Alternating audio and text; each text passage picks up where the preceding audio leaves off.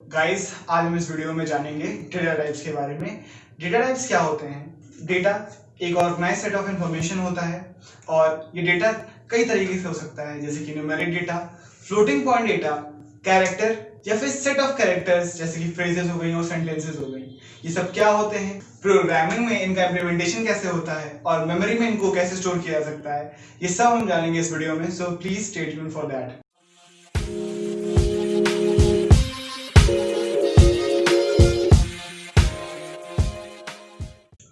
सो data types क्या करते हैं?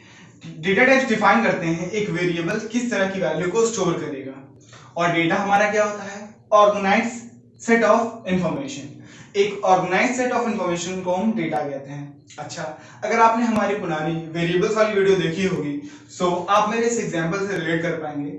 हमने वहां पे बताया था कि ये जो ब्लॉक ऑफ मेमोरी है, ये एक ब्लॉक ऑफ मेमोरी है और इसको हम लोगों ने बोला था ये वेरिएबल है एंड ये जो हमारी बॉल है ये एक वैल्यू है। ठीक, अच्छा, अब ये बॉल डिफरेंट तरीके की मिलती हैं, जैसे कि क्रिकेट बॉल हो गई, बास्केटबॉल हो गई, वॉलीबॉल हो गई या फिर हमारी एक रग्बी बॉल हो गई। सो क्या ये कंटेनर वो सारी बॉल्स को स्टोर कर पाएगा? क्या एक क्रिकेट बॉल स्टोर करने वाला कंटेनर जो है वो हमारी अलग अलग बॉल्स को स्टोर कर पाएगा? जाहिर सी बात है नहीं। तो अब हम कैसे बताएं कि ये ब्लॉक ऑफ मेमोरी फुटबॉल को स्टोर कर ले या फिर हमारे रग्बी बॉल को स्टोर कर ले? तो क्या होना पड़ेगा कि इस ब्लॉक ऑफ मेमोरी को फ्लेक्सिबल होना पड़ेगा, बट फ्लेक्सिबल नहीं कर सकते।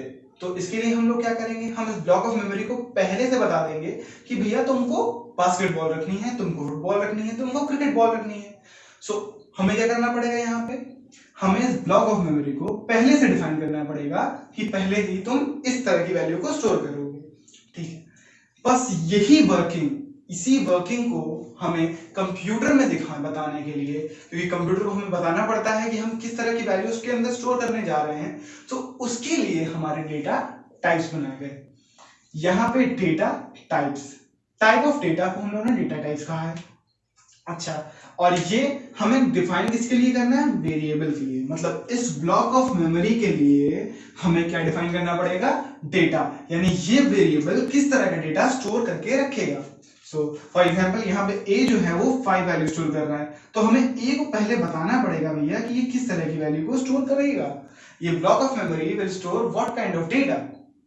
सो डेटा हमारा कितने तरीके से हो सकता है कंप्यूटर में, ये मैंने कुछ एग्जांपल लिख रखे हैं। जैसे कि आप देख सकते हैं, डेटा हो सकता है हमारा इंटीजर टाइप का, फ्लोटिंग पॉइंट, कैरेक्टर या फिर सेट ऑफ कैरेक्टर्स कह लो, या फिर एक सेट टाइप का डेटा होता है। इंटीजर हमारे 5, 6, 7 जो भी आप -1, -2, ये सब मैथ्स के जो नंबर्स हैं हमारे नॉर्मल नंबर्स वो हैं, ये नॉन फ्रैक्शनल नंबर्स, एक्यूरेटली मैं कहूँ नॉन फ्रैक्शनल नंबर्स, तो वो हमारे होते हैं इंटीजर्स में। फिर आते हैं हमारे floating point. Floating point numbers हमारे फ्रैक्शनल नंबर्स होते हैं, हमें 7.5, 2.6, 3.0, ये सारे हमारे फ्लोटिंग पॉइंट डेटा होते हैं। कैरेक्टर, हमने कैरेक्टर हमारे 256 कैरेक्टर्स हमारे पूरे कीबोर्ड में प्रेजेंट होते हैं। अगर आपको नहीं पता तो ये फैक्ट रख लीजिए कि पूरे कीबोर्ड में या फिर पूरे हमारे कंप्यूटर में 256 कैरेक्टर्स प्रेजेंट होते हैं। और कैरेक्टर्स हमारा कुछ भी हो सकता है। फॉर एग्जांपल ए लेटर हो गया, स्मॉल a, 1 हो गया, या फिर $, ये भी हमारा एक कैरेक्टर ही है। और सेट ऑफ कैरेक्टर्स या फिर set of any particular data वो हम बाद में देखेंगे। सो इन पर्टिकुलर अभी ये पता चला हमको कि डेटा टाइप्स क्या हैं। डेटा टाइप्स इस ब्लॉक ऑफ मेमोरी के अंदर, इस ब्लॉक ऑफ मेमोरी के अंदर हमें क्या स्टोर करना है ये बताएंगे। सो अब पाइथन का हम देखते हैं। पाइथन में विभिन्न तरह के डेटा टाइप्स होते हैं। सो पाइथन डेटा टाइप्स ये हमारा रोड मैप है। और पाइथन में जो हमारी एक कैटेगरी है वो है न्यूमेरिक टाइप की, जहाँ पे हमारे सारे न्यूमेरिक डेटा आते हैं, न्यूमेरिक डेटा। और इसके जो फर्दर क्लासिफिकेशन है वो है इंटीजर, फ्लोट और कॉम्प्लेक्स। इनके बारे में समझेंगे, आगे देखते हैं। ये है डिक्शनरी। डिक्शनरी वर्ड से आप समझ रहे होंगे, जो वर्ड है हमारा डिक्शनरी वो जैसे कि हमारी इंग्लिश डिक्शनरी होती है, इसमें वर्ड्स होते हैं, उनकी स्पेसिफिक मीनिंग लिखी होती है बगल में। तो तो वैसे ही जब हमें डेटा को स्टोर करना होगा तो उसके लिए हम इस डेटा टाइप को यूज करेंगे। बूलियन हमको पता ही है, आइदर ट्रू और फॉल्स, या तो ट्रू या फॉल्स के फॉर्म में जो डेटा स्टोर होता है वो होता है बूलियन, बहुत ही इंपॉर्टेंट डेटा फॉर्म है। सो हमारा नेक्स्ट डेटा टाइप है सेट। सेट क्या करता है, कंटीजियस मेमोरी लोकेशन में डेटा को स्टोर करता है, और इसकी फर्दर वर्किंग हम आगे समझेंगे। अभी है हमारा सीक्वेंस टाइप। सीक्वेंस टाइप जब डेटा को सीक्वेंस के फॉर्म में स्टोर करना होता है एक के बाद एक के बाद एक, तो उस केस में हम इस डेटा टाइप को इस्तेमाल करेंगे। और सीक्वेंस टाइप में हमारे कुछ 3 डेटा टाइप आते हैं, स्ट्रिंग, लिस्ट और टपल्स। लिस्ट और टपल्स ये हम अभी नहीं पढ़ेंगे, और सेट और डिक्शनरी ये भी अभी इस वीडियो में नहीं पढ़ेंगे, इसके लिए नए वीडियो पढ़ेंगे, क्योंकि ये एक वास्ट टॉपिक है, इसको भी समझना है और इन दोनों को भी समझना है। अभी मैं आपको स्ट्रिंग, कॉम्प्लेक्स और फ्लोट और इंटीजर बताऊंगा। सो न्यूमेरिक डेटा टाइप, जैसे मैंने बताया था कि जो आप नंबर से जितना भी खेल करते हैं वो सब न्यूमेरिक डेटा टाइप के अंदर आता है, जिसमें से इंटीजर होता है। इंटीजर जो हमारा +1, -1, एग्जाम्पल कर लेते हैं इंटीजर डेटा टाइप का। For example a equals to 1, b equals to -1, ये सारे हमारे इंटीजर डेटा टाइप में आ जाते हैं। अब आते हैं फ्लोट डेटा टाइप की। फ्लोट क्या होता है, फ्लोट वो वैल्यूज होती हैं जो डेसिमल पॉइंट्स में होती हैं या फिर फ्रैक्शन वैल्यूज होती हैं। अब आइए देखते हैं, यहाँ पे एक वेरिएबल मैंने x बनाया, x बनाने के लिए फ्लोट वेरिएबल बनाना है, तो फ्लोट के लिए हम लोग यहाँ देखते हैं 2.5, y equals to -7.0। सो ये भी एक फ्लोट वैल्यू है, ये भी एक फ्लोट वैल्यू है। सो ये हमारा फ्लोट डेटा टाइप आता है। ये आता है कॉम्प्लेक्स। कॉम्प्लेक्स डेटा टाइप ये आप तब पढ़ेंगे जब आप मैथ्स में कंसेप्ट पढ़ेंगे कॉम्प्लेक्स नंबर्स का, तो ये डेटा टाइप वहां यूज होता है। कॉम्प्लेक्स नंबर्स को मेमोरी में कैसे एलोकेट करा जाए, तो उसके लिए ये डेटा टाइप होता है, तो ये भी आपके लिए नहीं है। सो इनको हम कंप्यूटर में लिखते कैसे हैं, तो ये देखते हैं। फॉर एग्जाम्पल ये एक वेरिएबल x है, इसको फ्लोट टाइप की वैल्यू स्टोर करानी है, तो हम x को बताना पड़ेगा ना, तो भैया फ्लोट स्टोर करोगे, ये कैसे बताएंगे, तो हम ऐसे बताएंगे फ्लोट x। अब इसके अंदर कोई भी वैल्यू पास करनी है, आप पास कर सकते हैं ऐसे। अब हर वेरिएबल की बात आगे हमको ये लिखना पड़ेगा। अब ये जो कंटेनर x है हमारा, जिसमें क्या पड़ा हुआ है 2.5, और ये कंटेनर x है, और ये कैसी वैल्यू स्टोर कर सकता है, सिर्फ फ्लोट वैल्यू। अब हमको पता चल गया तो हम फ्लोट वैल्यूज ही देंगे। और अब यहाँ पे हुआ क्या, ध्यान दीजिए कि कंप्यूटर ने, जो हमारा इंटरप्रेटर है या कंपाइलर है, फर्स्ट वीडियो में जो पढ़ा था हम लोगों ने, उसने क्या किया, जैसे इसने फ्लोट देखा तो ये फ्लोट के लिए जो मेमोरी होती है, जितनी मेमोरी रिक्वायर्ड है, ये हमारी कंप्यूटर मेमोरी में इतनी मेमोरी एलोकेट हो गई। अब इस मेमोरी में हमें जो भी डेटा स्टोर कराना है वो यहाँ पे स्टोर हो सकता है। इसके अलावा या डेसिमल के अलावा हमने कोई भी डेटा स्टोर किया तो वो इसको क्या बता देगा, एरर बता देगा। That is we can not store और इनकम्पैटिबल डेटा टाइप, क्योंकि ये जो है ये और किसी को स्टोर नहीं कर सकता सिवाय फ्लोट के। सो अब आते हैं हमारा नेक्स्ट एग्जांपल, स्ट्रिंग। स्ट्रिंग क्या होती है, स्ट्रिंग कह सकते हैं सीक्वेंस ऑफ कैरेक्टर्स को हम स्ट्रिंग कहते हैं।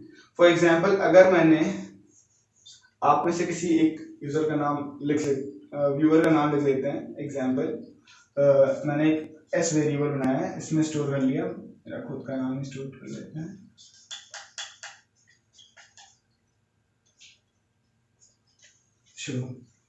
सो ये है हमारी स्ट्रिंग, जहां पे एक से ज्यादा कैरेक्टर्स यूज हो रहे हैं, ये है हमारी पूरी स्ट्रिंग।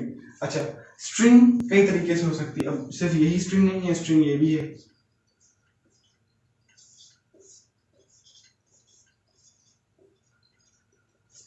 ये भी स्ट्रिंग ऑफ कैरेक्टर्स है, क्योंकि यहाँ भी ये कैरेक्टर है, ये भी एक कैरेक्टर है, ये भी कैरेक्टर लिटरल है।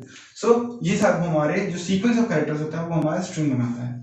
सो ये सब तो बातें हो गई, ठीक है, लेकिन हम हर स्टेटमेंट में ऐसा करते हैं, हर जब भी वेरिएबल डिक्लेयर करेंगे हम ऐसा लिखें, उसके आगे डेटा टाइप इस्तेमाल करें।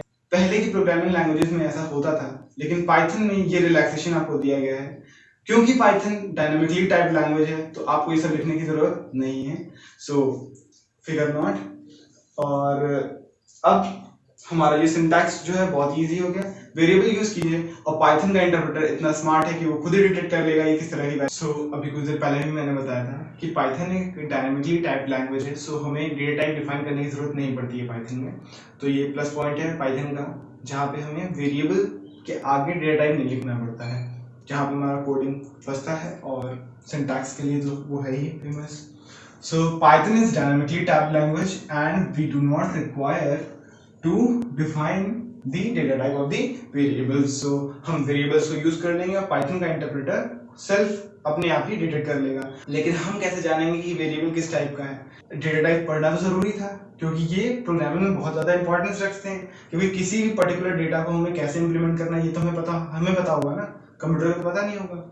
सो उसके लिए, उसको डिटेक्ट करने के लिए किस डेटा टाइप का हम लोगों ने वेरिएबल बनाया है, उसके लिए पाइथन ने एक फंक्शन प्रोवाइड किया है, वो है टाइप फंक्शन। अब फंक्शन क्या होते हैं? ये प्री डिफाइंड चीजें होती हैं हमारे कोड्स में। जैसे कि हम लोगों ने प्रिंट फंक्शन पढ़ा था, ये वाला, जो क्या कर रहा था, आउटपुट दे रहा था। मॉनिटर पे हमें कुछ प्रिंट कराना है तो हमारा आउटपुट दे रहा था प्रिंट फंक्शन। तो सेम हमारा फंक्शन होता है टाइप फंक्शन, जो कि क्या करेगा, वेरिएबल किस डेटा टाइप का है वो हमें बताएगा। So type function can use to check the variable data type.